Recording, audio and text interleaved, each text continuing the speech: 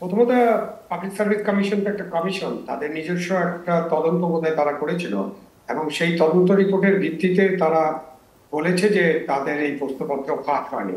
অর্থাৎ একটা প্রশ্নপত্র, দুইটা প্রশ্নপত্র যেগুলো আপনারা তুলে ধরেছিলেন, তারা তাদের নিজস্ব তদন্ত রিপোর্টে তারা পেয়েছেন, মানে তাদের তৈরি তদন্ত রিপোর্ট, তাদের লোকেরাই ছিলেন এখানে, অন্য লোক ছিল না। তারা এটা সিদ্ধান্তে উপনীত হয়েছেন যে প্রশ্নপত্র পাশ হয়নি। তো এটা একটা প্রমাণ করার বিষয়। এখন তো সিআইডি ইনভেস্টিগেশন হচ্ছে, গ্রেপ্তার আছে, গ্রেপ্তারদের জবানবন্দি আছে, কোর্টে মামলা হবে, এবং সেই মামলার মধ্য দিয়ে প্রমাণিত হবে যে চ্যানেল 24 যে রিপোর্টটা করেছিল সেই রিপোর্টটা কতদূর সত্য। তো আপনাদের রিপোর্ট যেটা দেখেছিলাম তাতে যে ড্রাইভার সাহেবের যে জবানবন্দি এবং আরো অন্যান্য যে কাগজপত্র দেখেছিলাম, তাতে আমার কাছে একজন নাগরিক হিসেবে মনে হয়েছে যে এখানে প্রশ্নপত্র ফাঁস হওয়ার যথেষ্ট তথ্য উপাত্ত আপনাদের কাছে ছিল।